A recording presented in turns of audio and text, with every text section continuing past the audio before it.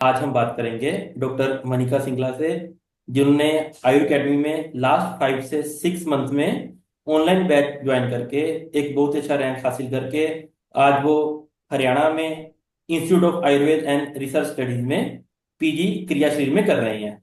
इन्होंने अपना बीएमएस पंजाब से जलंधर से दयानंद आयुर्वेद कॉलेज से कंप्लीट करा। और आज चलिए इन्हीं से ही पूछते हैं कि इनका आयु अकेडमी में जर्नी कैसा रहा। Firstly thank you so much sir. I am really blessed कि मुझे जिस टाइम पे ज़रूरत थी सबसे ज़्यादा उस टाइम पे मुझे आप जैसे टीचर मिले। एंड स्टार्टिंग से मेरे को अब तक जितना आया आपकी गाइडेंस से बहुत अच्छा गया मेरा। और अ, मतलब आपका सपोर्ट, मतलब आई रियली फील दैट कि अगर मुझे आपका सपोर्ट और गाइडेंस नहीं मिलता और मोटिवेशन नहीं मिलती तो शायद ये मेरे लिए पॉसिबल नहीं होता। तो बहुत अच्छा रहा। टाइम टू टाइम आपने गाइड किया, मोटिवेट किया, तो ये जर्नी थोड़ी मेरे लिए इजी रही एंड बहुत अच्छा रहा। तो डॉक्टर मनिका, यहाँ तक मुझे याद है कि आपने जो हमारा बैच ज्वाइन करा था वो नवंबर दिसंबर मंथ में ज्वाइन करा था। तो ये लास्ट 5 to 6 मंथ्स में आपने टाइम मैनेज कैसे करा और कैसे रिवीजन करते थे, कैसे नया भी पढ़ते थे, एक बार हमें बताएंगे? हमारे स्टूडेंट्स को आप बता दीजिए प्लीज। हाँ जी सर। सर जैसे आप कहते थे कि टाइम टू टाइम रिवीजन की जरूरत पड़ती है। जैसे अभी हमने आज कुछ न्यू पढ़ा है, तो अगर हम उसको 2 या 5 टाइम्स भी रिवाइज करेंगे तो हो जाता है तैयार, मतलब रेडी हो जाता है वो वाला टॉपिक। तो जैसे जैसे आपने बताया कि ऐसे टाइम टू टाइम रिवाइज करना है, साथ साथ टेस्ट देने हैं, साथ साथ प्रिपेयर करना है सब कुछ। एंड आप सुनते भी थे जैसे, तो उसके थ्रू काफी कुछ हमारा हो गया, काफी अच्छे से प्रिपरेशन हुई है। और सबसे बड़ी बात कंसिस्टेंसी आपने शुरू से रखा, उस चीज को हर टाइम गाइड करा। एंड इस वजह से ये हो गया, मतलब हम ऐसे प्रिपेयर कर सकते हैं जैसे आपने बताया। ओके। तो जो टेस्ट सीरीज रहती थी, तो टेस्ट देने के बाद आपको उसको इवेलुएट करने का मेथड क्या रहता था?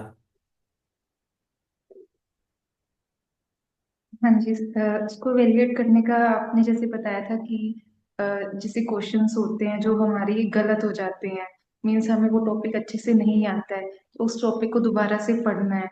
तो वो टॉपिक दोबारा रिवाइज करके और फिर वो हमारा टॉपिक पक्का हो जाता था। ऐसे करके हम ऐसे इवेल्युएट कर सकते थे, अपने आप को टेस्ट कर सकते थे ताकि नेक्स्ट टाइम और इम्प्रूवमेंट हो सके।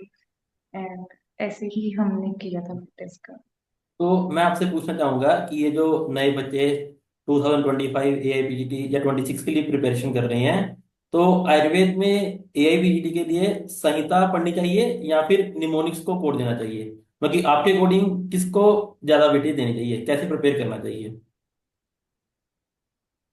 सर वेटेज तो संहिता को ही देनी चाहिए, नहीं निमोनिक्स नहीं, को आई थोड़ा मीन कि कम ही रखना कमी। चाहिए। तो मेरे अकॉर्डिंग जो मेजर संहितास हैं उसे तो संहिता के थ्रू ही पढ़ना चाहिए, और जो माइनर संहिता है उनके लिए हम नोट्स यूज कर सकते हैं।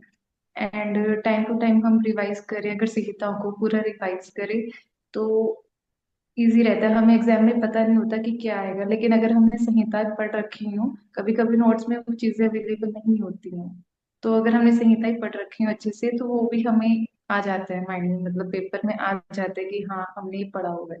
तो आई थिंक मेजर संहिता तो जैसे चरक सूत्र तो मेन संहिता से ही पढ़नी चाहिए, श्लोक वगैरह।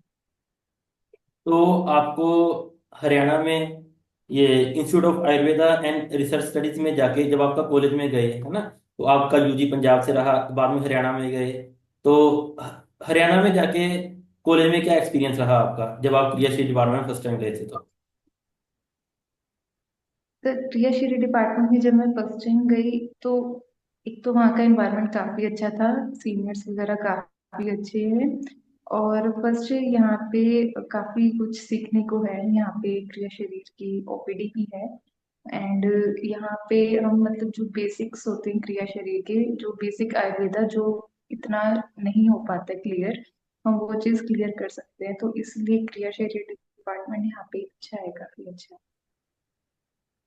अच्छा, जो आयुर अकेडमी में रिवीजन सीरीज चलती थी लास्ट टाइम पे, कंप्लीट चरक संहिता रिवीजन, सुश्रु संहिता रिवीजन, उससे क्या फायदा रहा आपको? सर उससे ये फायदा होता था कि हम एक बारी में ही गो थ्रू हो जाते थे, एक बारी में सारा रिवाइज जो है, जो चीजें भूल जाती थी पहले थोड़ी बहुत जो नहीं रहती थी, स्किप हो जाती थी, वो दोबारा रिवीजन के थ्रू कवर हो जाती है।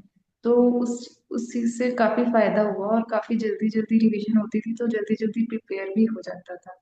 तो उस चीज का काफी बेनिफिट हुआ। तो प्रेपरेशन के टाइम जैसे स्टूडेंट्स का बहुत मोराल डाउन रहता है, या फिर है ना स्टूडेंट डीमोटिवेट हो जाते हैं एक बार टेस्ट में मार्क्स कम आ जाएं, तो फिर उस कोडिंग कैसी गाइडेंस रहती थी यहाँ पे आपकी? उस अकॉर्डिंग सर, आप जैसे कहते थे कि एडमिशन लेने से पहले हमें गोल सेट कर, मतलब हमें जिस कॉलेज में हमें जाना है, हमें हमारे एक ड्रीम कॉलेज होता है, हमें वो गोल सेट करने की हम इस कॉलेज में जाना ही जाना है। और हम टॉप 500 में या टॉप 200 में आ सकते हैं, हम इतने कैपेबल हैं खुद को लेके। इतना अगर हम अपना माइंडसेट बना ले, तो हम काफी कुछ अच्छा कर जाते हैं। हो सकता है तो हम टॉप 200 का सोच रहे हैं तो टॉप 100 में भी आ सकते हैं, और काफी अच्छा डिपार्टमेंट भी मिल जाए कॉलेज का। तो जब तक हमारा गोल सेट नहीं होगा, तब तक मे भी मुश्किल हो जाए थोड़ा प्रिपरेशन में, बट इसके थ्रू काफी इजी होगा। तो मैं सभी स्टूडेंट्स को कहना चाहूंगा कि जब भी प्रिपेयर करो, पहले अपने आप ये सोचो कि मैं मेहनत कर रहा हूँ, मैं प्रिपरेशन कर रहा हूँ, तो डेफिनेटली मेरे को सीट मिलेगा ही मिलेगा। पहले अगर आपने अपने सबकॉन्शियस माइंड में ये बात सेट कर दी कि मेरे को सीट मिलेगा, तो डेफिनेटली आपको सीट मिलेगा ही मिलेगा, क्योंकि आपका माइंड उसी तरीके से सोचेगा, और आपको सीट लेने से कोई नहीं रोक सकता, क्योंकि आप फिर प्रेपरेशन ही उसी अकॉर्डिंग करोगे। तो मनिका, लास्ट क्वेश्चन मुझे आप ये बताओ कि जिनका अभी 3 महीने बाद एग्जाम आने वाला है, तो उनको आप क्या गाइड करना चाहोगे?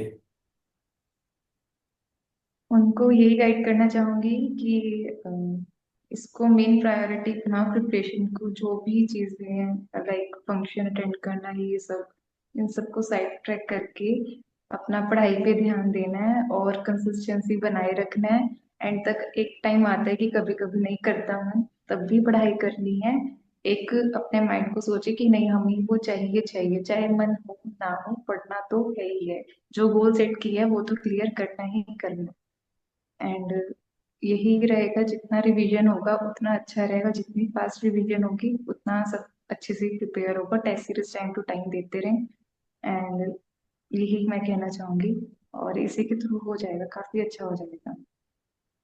और जैसे कि आप क्रियाशील में पीजी कर रहे हो, और क्रियाशील आजकल एक बहुत ही फ्लरिशिंग ब्रांच है। जैसे मिनिस्ट्री ऑफ आयुष के द्वारा और प्रधानमंत्री श्री नरेंद्र मोदी जी के द्वारा देश का प्रकृति अभियान भी चल रहा है, जिसमें क्रियाशील वालों का एक बहुत ही अधिक योगदान है। तो हम चाहेंगे कि आप अच्छे से पढ़ें, अच्छे से चीज़ों को जानें, यहाँ से अच्छे एक अच्छे वैद्य बनकर देश की सेवा करें,